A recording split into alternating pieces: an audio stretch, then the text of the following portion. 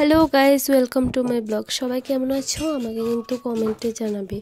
আজকে লক্ষ্মীব্রত, তাই আমি সব কাজ সেরে সকাল সকাল স্নান করে প্রথমেই নারকেলগুলিকে কুড়িয়ে নিলাম। তারপর গ্যাসের মধ্যে দুধটাকে বসিয়ে দিলাম পায়েস রান্না করার জন্য। পায়েসটা হয়ে যাওয়ার পর গুড়িগুলাকে মিক্সার করে নিলাম।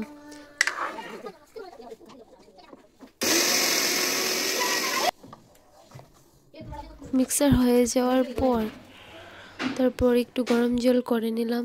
গরম জলের মধ্যে গুঁড়িগুলা দিয়ে ভালো করে মিশিয়ে চিতই পিঠার জন্য তৈরি করে নিলাম। একে একে সবগুলা চিতই পিঠা হয়ে যাওয়ার পর নামিয়ে রেখে তারপর তারগুলোর থেকে সুন্দর করে রস ছাড়িয়ে নিলাম।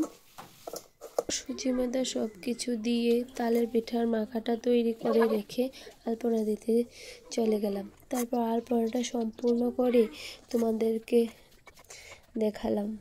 তোমরা কিন্তু কমেন্টে জানাবে কেমন হয়েছে, মনে করে কিন্তু জানাবে। আমি আবার এসে মালপোয়াগুলোকে তৈরি করে নিলাম।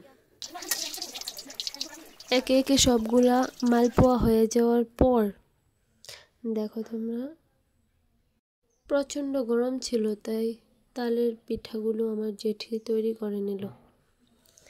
আসলে পুজোটা হচ্ছে জেঠির বাড়িতে।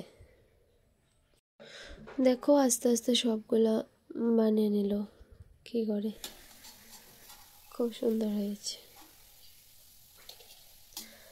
তারপর আমি আর জেঠি পুজোয় বসে গেলাম সব কিছু রেডি করে।